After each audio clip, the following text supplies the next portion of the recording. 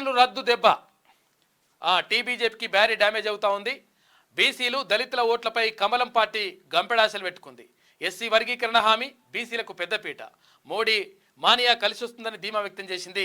రిజర్వేషన్లు రద్దు అంశంలో కాంగ్రెస్ అటాక్ చేసింది. బీజేపీకి ఓటేస్తే రిజర్వేషన్ల రద్దుకు ఓటేసినట్లే. హస్తం పార్టీ విస్తృత ప్రచారం చేస్తూ ఉంది. ఆలోచనలో పడ్డ దళిత బీసీ వర్గాలు కమలం ఓటు బ్యాంక్ కాంగ్రెస్కు షిఫ్ట్ అవుతా ఉంది అని చెప్పేసి ఒక వార్త కనిపిస్తూ ఉంది. తెలంగాణపై బీజేపీ గంపడాసి పెట్టుకుంది. ఎస్సీ వర్గీకరణ హామీ బీసీలకు పెద్దపీట కలిసి వస్తుందని భావించింది.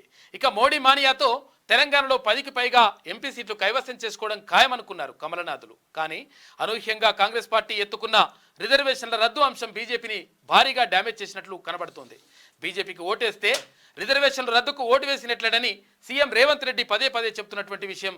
దీంతో కొంచెం అక్కడ సందిగ్ధంలో పడిపోయిందంట భారతీయ జనతా పార్టీ అంటూ కథనం కనిపిస్తూ ఉంది శనివారం దినపత్రికలో.